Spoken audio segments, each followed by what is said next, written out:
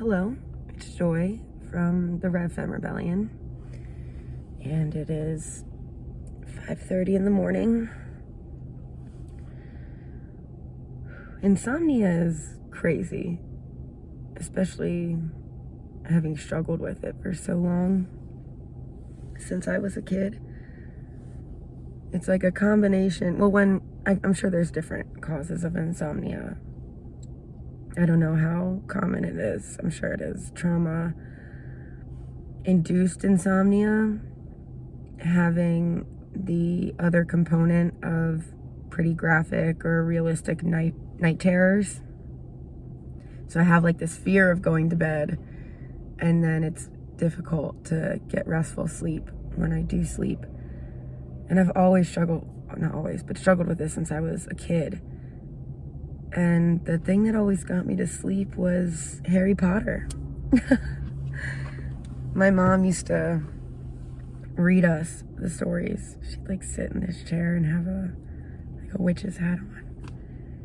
And that's what made me love them, was her storytelling. But then I couldn't get enough.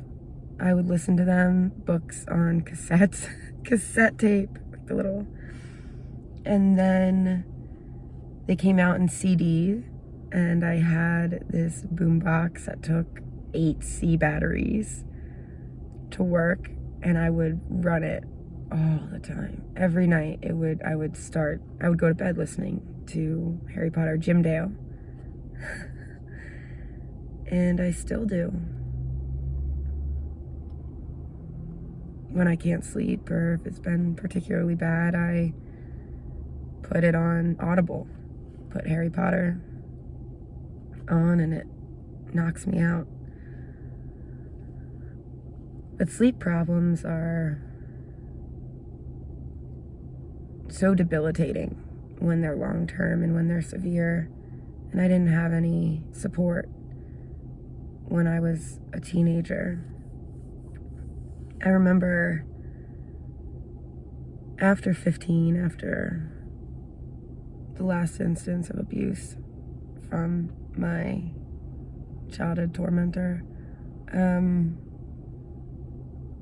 things got really bad for me, sleep-wise and functionality-wise. And I remember there would be days of trying to do homework, and it's like staring at the computer, a blank Word document, and just not being able to put anything out, not being able to write anything.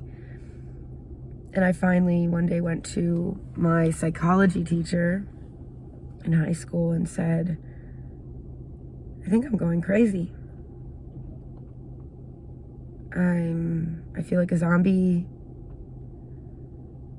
to the point that like I was having like visual and audio hallucinations because I was going days without sleeping. And thankfully that teacher was trauma informed and said, wow, you need to see somebody, and took me from the school to a therapist's office that day. And it saved my life. And I saw that therapist for 10 years, so. But it's very weird looking back that all that time just feels like it washes away to when I finally got help. And then I kept it together for 2 years, and I went to college.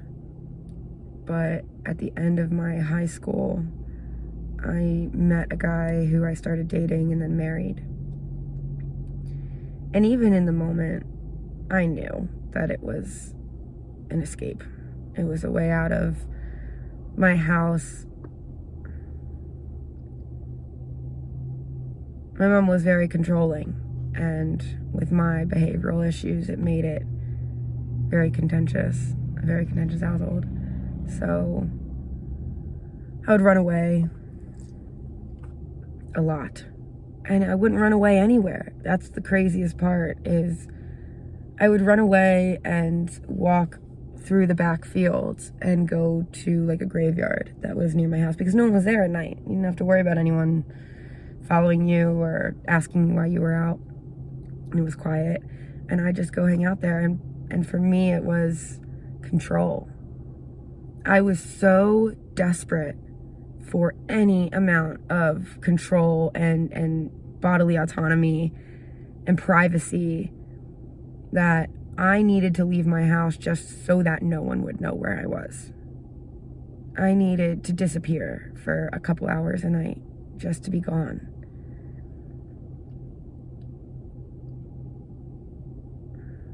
It's wild looking back, thinking about that. But when I put it in context of that's how desperate I was to feel left alone or in control of myself, it makes sense even more now, like even more looking back, why I would leave and get married to this young man who was in the military. And we were married for 4 years. It was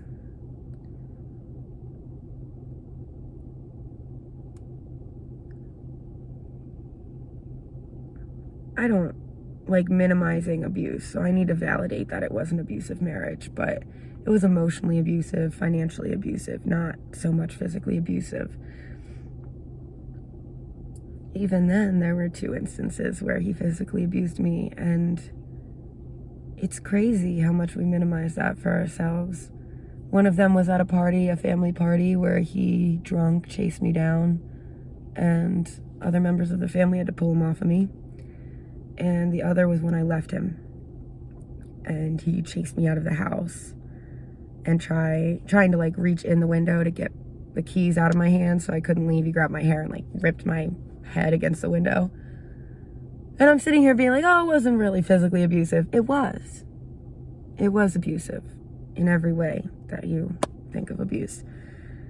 But really, I didn't leave him until my mom got sick. So 4 years of a military marriage. Military is a cult. It's anyone who says otherwise is in the cult and is denying it. Military culture is a cult, and it's misogynistic and patriarchal, and I did not thrive in that environment.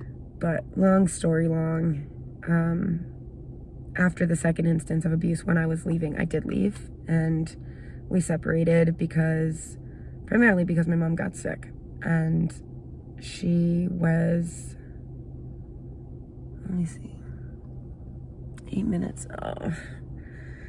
Okay, so I will talk about my mom, and then I'll put a pin in that until my next video.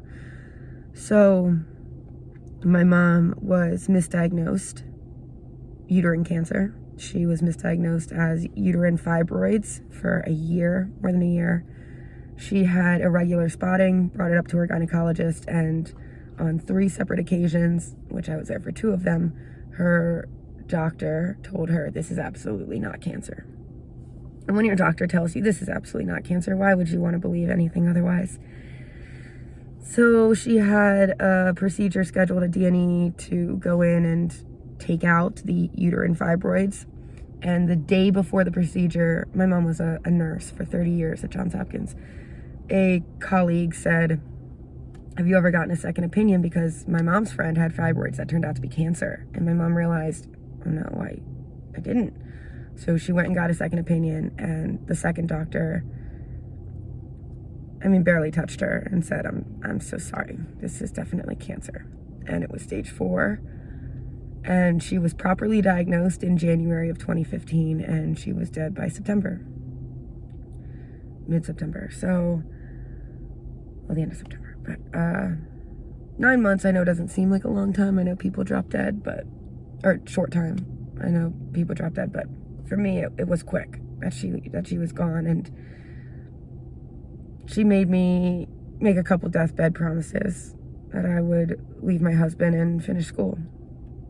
So I left my husband, still working on school, but slow but sure. And it was really the start of radical feminism. for me. Realizing, trying to investigate and understand why my mom had gone misdiagnosed, why every doctor she saw her whole life from 25 blamed all of her health conditions on being overweight. Radical feminism helped give me the context for my mother's death and then a lot of the trauma that I had experienced my whole life. And it was really after my mom's death that I found radical feminism and found the path that would lead me to where I am now. So I'm gonna stop it there, and when I make my video later, talk a little bit more about that. And wow, it's been a crazy couple years. Anyway, thanks for being up with me early today. And sorry my voice is gone from the protest of 5 hours of chanting and yelling. Fantastic. But yeah, thank you for listening, and I will talk to you later.